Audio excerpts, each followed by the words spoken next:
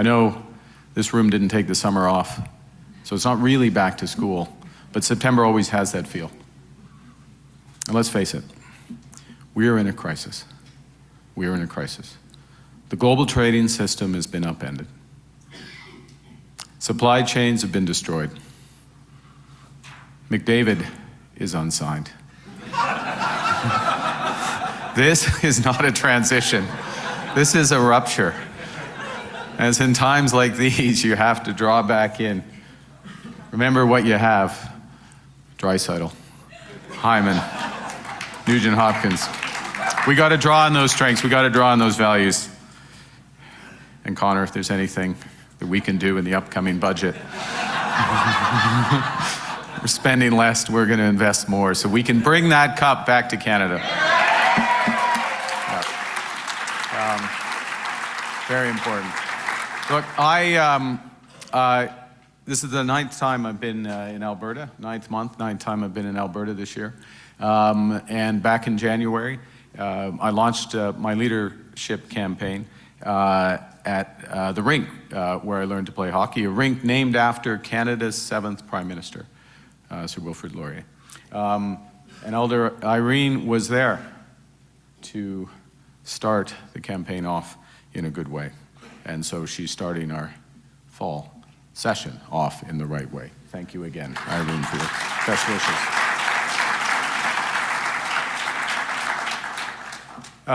You know, you come back home, we all go back home when we can, even if it's you know, mentally, virtually, to draw on the values and the friendships that you have. And Edmonton is where I learned the values that this group is putting together, values of hard work, solidarity, humility, learning from our mistakes, always trying to be better. And as I said, I launched my leadership campaign back in January.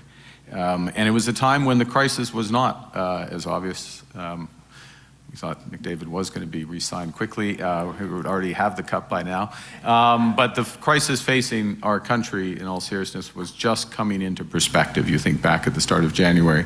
And many didn't foresee the scale of the changes that would be required in response to this crisis.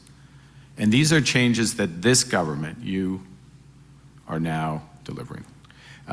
So it is my great honor to return to Edmonton in the great company of 168 fellow Liberal MPs who are absolutely focused on the work ahead. Thank you for what you do.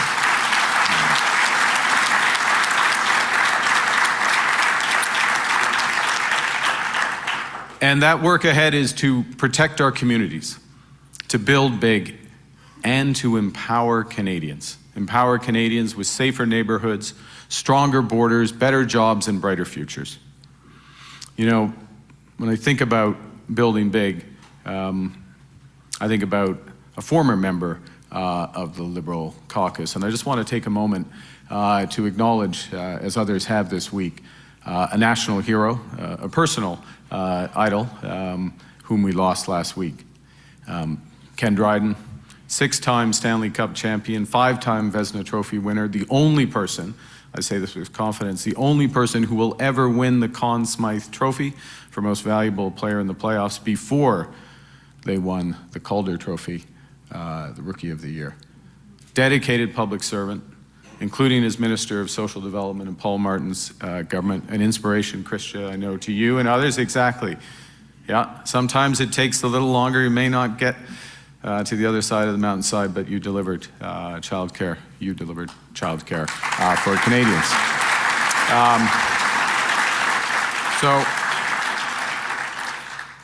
You know, few Canadians have given more or stood taller for our country, and he has a life that held many lessons for all of us. I remember as a kid when Ken took a year out at the peak of his playing career to go back to his studies, to go articling. Give you a sense of a bit of balance in the life. I mean, if you can call being a lawyer balance, but hey, diversity, you can. I know a lot of this room can call that balance. But he also included this observation, I remember hearing it before, that politics is like hockey. It doesn't build character, it reveals it. Okay.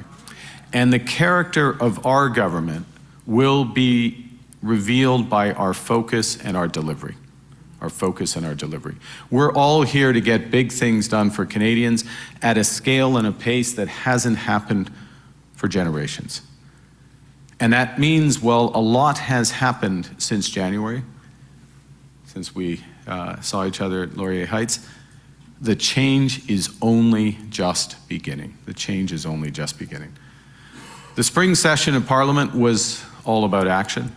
The swearing in of our cabinet was among the fastest following election ever. The beginning of the new Parliament was the most rapid in Canadian history. We did not waste time. On day one, our government canceled the consumer carbon tax because it was divisive. We brought down the price of gas for all Canadians. We cut taxes to reduce the cost of housing for first-time home buyers, immediately making the goal of home ownership a reality for more Canadians, especially young Canadians just starting out. Yeah.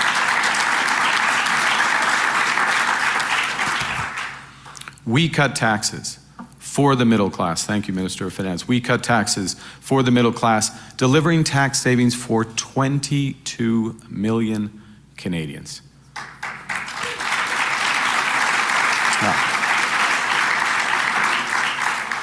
Because this room knows, because you know your constituents, you know that people have been hurting, you know that affordability has been a challenge. So delivering that savings up to $840 a year for a two-income family.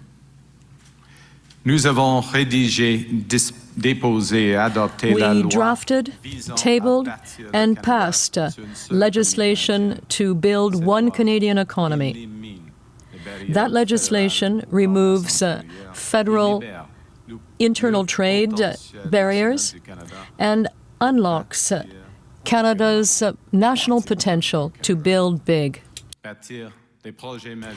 to build major projects of national interest which will connect and transform our economy. We worked with urgency and determination during our very first session. And we began just as we intend to continue. We passed that Building Canada Act with bipartisan support to unleash the potential of the combination of one Canadian economy and a series of transformative nation-building projects. We fulfilled our election promise. We eliminated all federal barriers to interprovincial trade by Canada Day. And over the summer, we opened the new Major Projects Office right here in Alberta to have a single point of contact to get those nation-building projects built faster by streamlining and accelerating regulatory approvals and by helping to coordinate financing.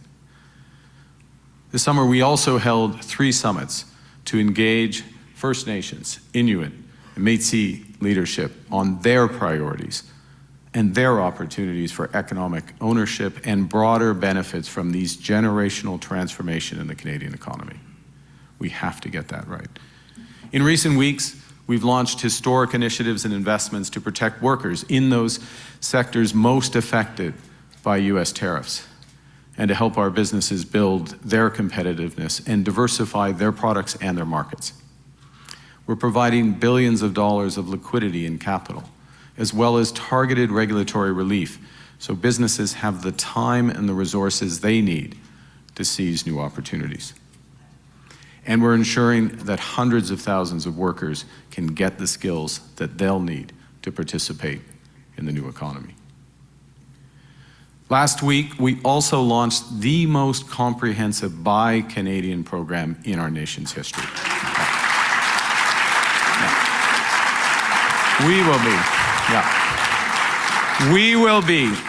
will be our own best customer, and in doing so, we'll create more jobs for our workers in steel, aluminum, auto, forest products, and beyond.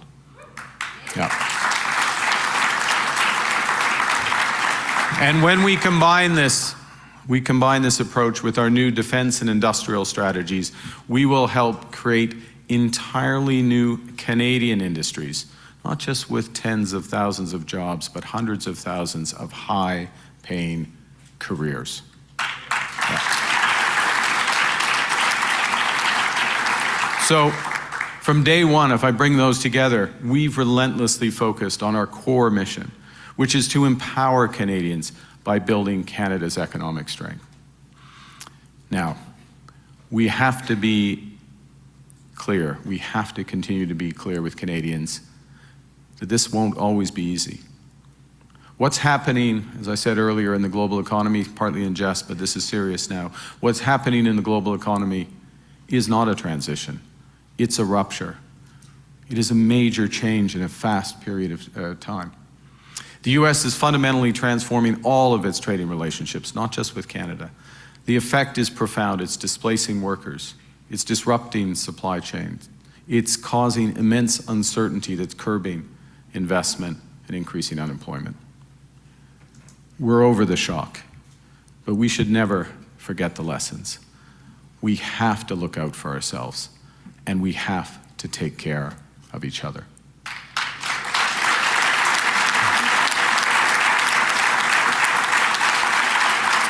Now, as I say, the impact of those tariffs, that economic uncertainty is slowing that business investment, it's increasing unemployment. Our response to this can't be slogans. It can't, and our horizon can't be short-term.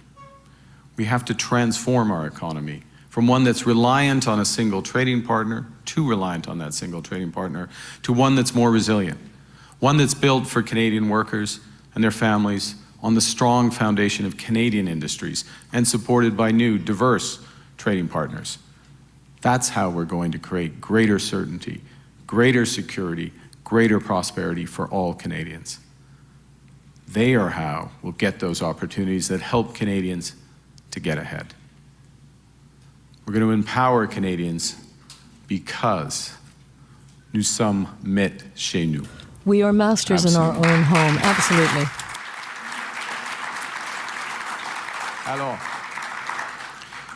Alors que la Chambre reprend ses travaux, and as the House of Commons resumes, and there are new pressures on our timeline which threaten to distract us,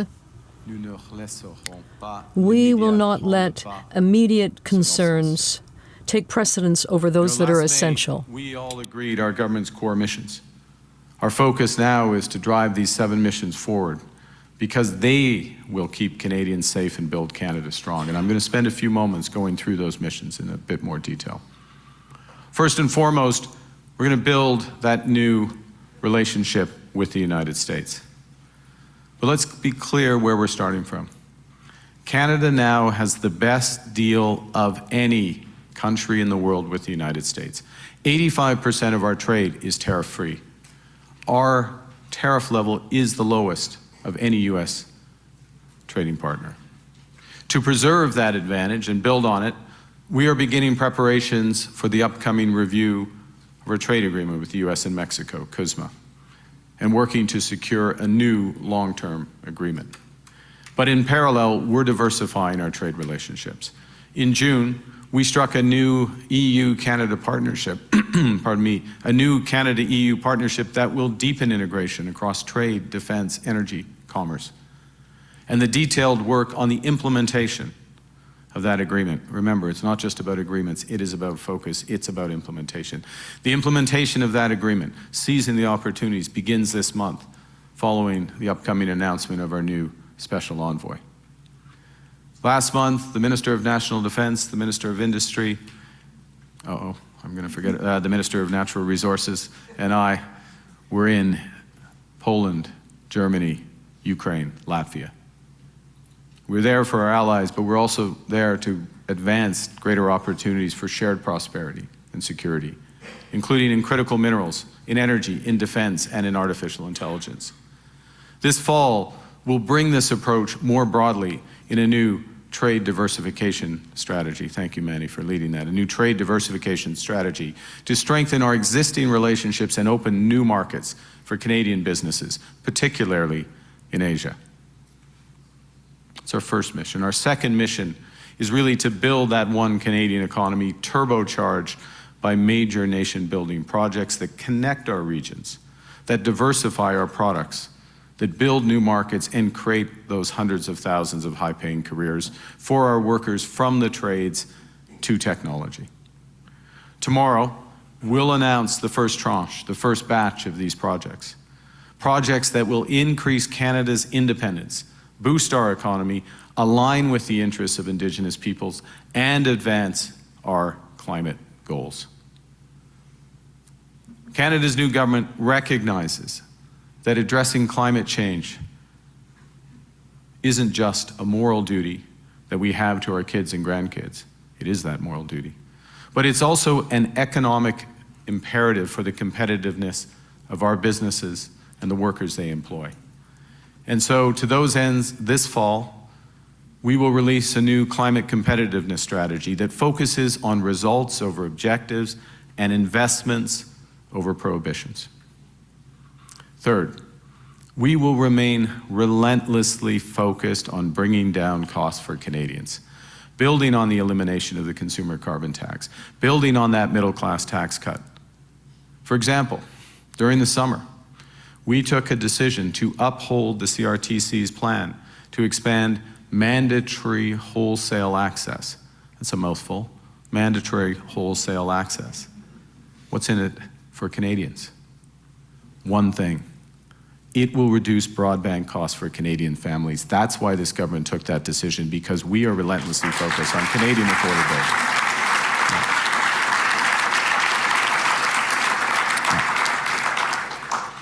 Led by the Minister of Finance, Minister of Industry, we will keep finding ways to increase competition for the hard-earned dollars of Canadians in telecom, in banking, in retail, across our economy.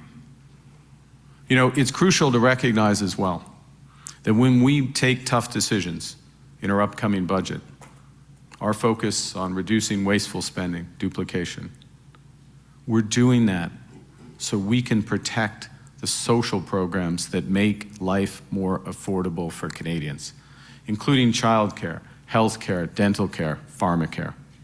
We have to make these decisions.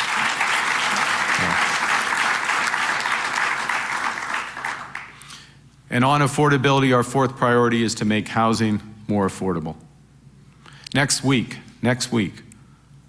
Minister of Housing, we will launch Build Canada Homes to help double the pace of housing construction over the next decade. Build Canada Homes will address, first and foremost, the enormous needs of the most vulnerable in our society. Okay. Because that's what the government cares. But we won't stop there. We'll make housing more affordable for the middle class, for middle-class Canadians. And Build Canada Homes will create an entirely new Canadian housing industry using Canadian technology, Canadian workers, Canadian lumber. Yes. Yeah. And if that's not enough, it will build in ways that are lower cost and are more sustainable. Once families move in, their utility costs will be lower, as will the impact on our environment. In other words,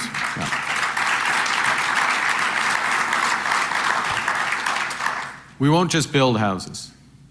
We will build housing that's compassionate, that's competitive, that's climate friendly, and above all, that's Canadian. Yeah. Our fifth priority is to protect our sovereignty and our security. And over the summer, we advanced our plans to rearm, rebuild, and reinvest in the Canadian Armed Forces, including giving the women and men of the armed forces the largest pay raise in a generation.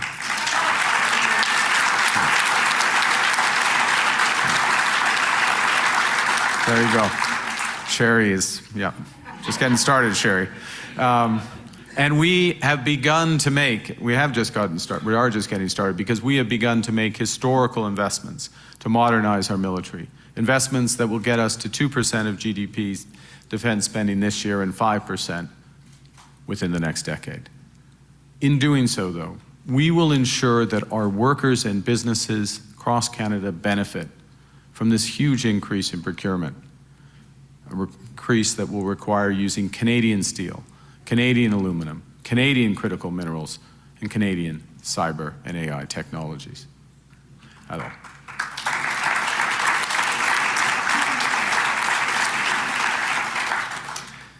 Cet automne, Nous lancerons la nouvelle stratégie industrielle de défense du Canada. This fall, we will launch the new defense strategy.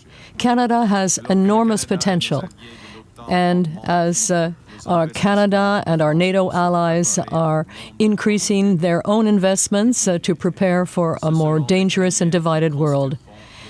As that happens, it will be Canadians who will build drones, vehicles, and aerospace technologies that the world needs. Security begins at home. And that's why our government will be cracking down on illegal guns and gun trafficking. And why we will introduce immediately strong legislation. Well, we introduced immediately upon being in government in the spring, strong legislation to secure our border. And we challenge parties in Parliament to help us pass that. We're hiring 1,000 new RCMP personnel, 1,000 new Customs Border Services agents. This fall, we will propose legislation to make bail laws stricter for home invasions, for car thefts, for gang crime, shield Canadians from gun violence, and protect religious and community spaces from violence, intimidation, and hate.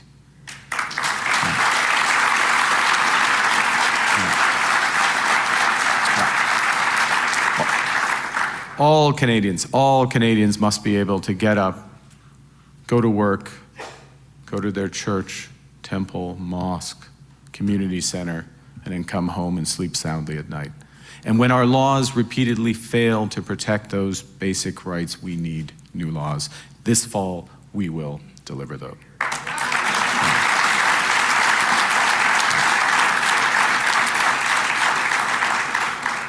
Now, our sixth mission is to return Canada's immigration rates to sustainable levels while working to attract the very best talent in the world to help build our economy. And that includes bringing the total number of temporary workers and international students to less than 5% of Canada's population by the end of 2027, down from its peak of 7.25% last year. Now, it's clear that we have to work to continue to improve our overall immigration policies, and the temporary foreign worker program must have a focused approach that targets specific strategic sectors and needs in specific regions. So we're working on that, setting those goals, adjusting, and working to ease the strain on housing, public infrastructure, and our social services while we build that strong economy. We are welcoming. Canadians are a generous people. We're welcoming people to our country. We have to make sure we have the capacity to fulfill that welcome. Now,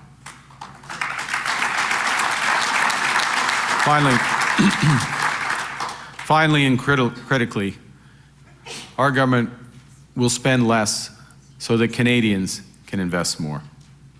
In the election, we made a clear commitment to Canadians to bring a new fiscal discipline to the federal budget.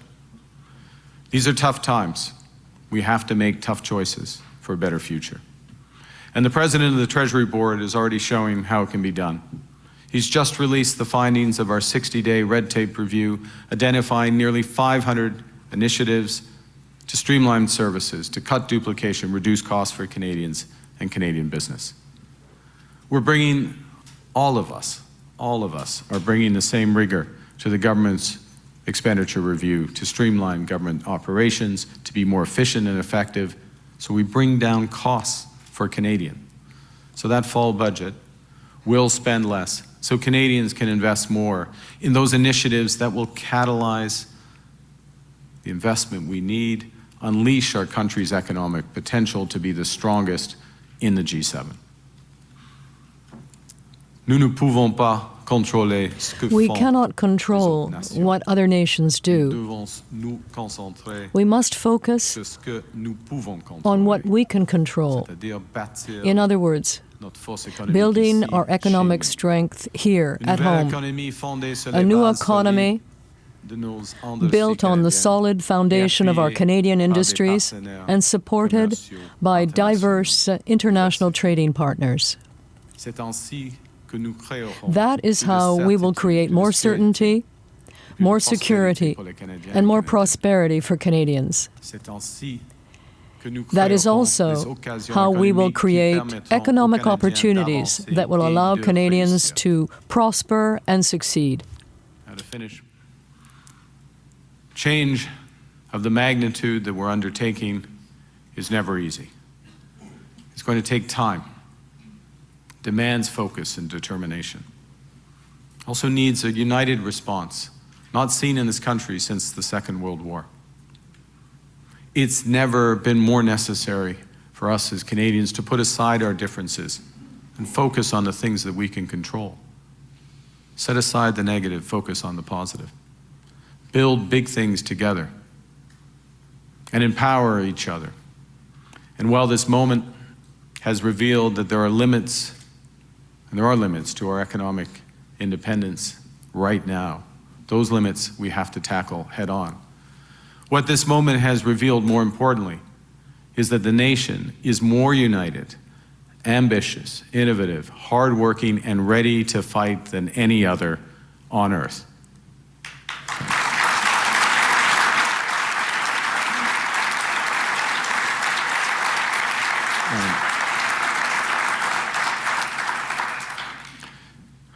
The game revealed the strength of Ken Dryden's character. This crisis is revealing the character of our nation. This is Canada strong. Let's build it now. Thank you very much. Merci beaucoup.